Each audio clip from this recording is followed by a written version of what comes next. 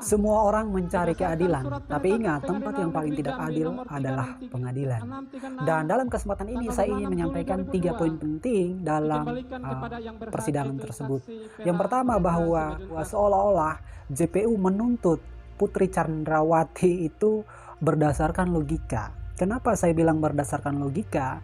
Karena walaupun dakwaannya adalah pasal 340 yang ancaman hukumannya adalah 20 tahun seumur hidup dan hukuman mati, akan tetapi JPU memilih untuk menuntut PC dengan 8 tahun penjara. Padahal JPU menerangkan bahwa PC berbelit-belit, mempersulit persidangan dan tidak jujur ya.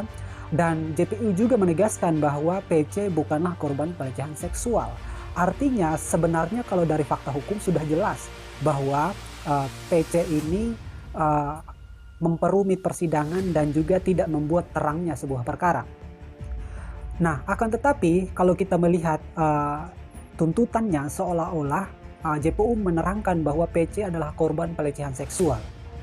JPU meyakini menurut logika mereka bahwa PC adalah korban pelecehan seksual sehingga menurut mereka menjadi layak untuk menuntut PC 8 tahun penjara. Nah, hal yang berbeda yang kita lihat dari Richard Eliezer. Richard Eliezer oleh JPU dituntut berdasarkan fakta hukum di persidangan ya. Kalau PC berdasarkan logika, kalau Richard Eliezer berdasarkan fakta. Faktanya bahwa Richard lah yang menjadi eksekutor sehingga Joshua meninggal dunia.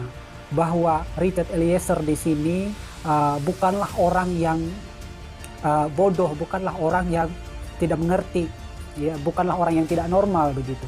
Jadi menurut JPU, Richard Eliezer sebenarnya mempunyai waktu yang cukup untuk memikirkan, untuk memutuskan kehendak mau nembak atau enggak.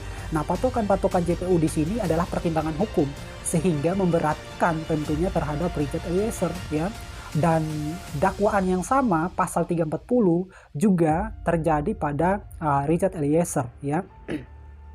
Dengan alternatif hukumannya adalah 20 tahun penjara, seumur hidup dan hukuman mati. Akan tetapi di sini Richard Eliezer dihukum 12 tahun penjara dan ini menegaskan bahwa fungsi dia sebagai justice collaborator tidak ada artinya ya, karena syarat menjadi justice collaborator adalah dia bukan aktor intelektual, dia bukan pelaku utama. Dan dalam hal ini Richard Eliezer statusnya sama seperti PC, Kuat Ma'ruf dan terdakwa lainnya.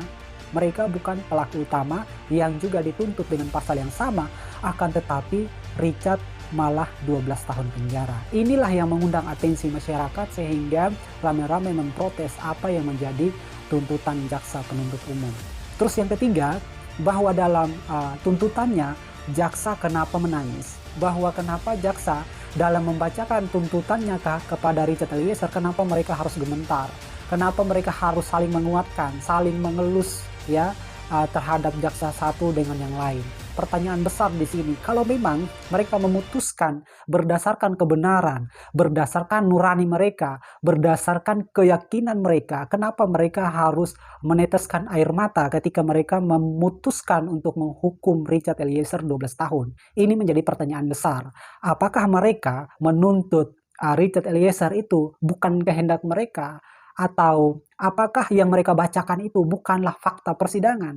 Apakah yang mereka bacakan itu adalah kemauan dari pihak tertentu sehingga mereka harus menangis, mereka harus gementar, mereka harus saling menguatkan? Ini menjadi sebuah misteri menurut saya pribadi ya.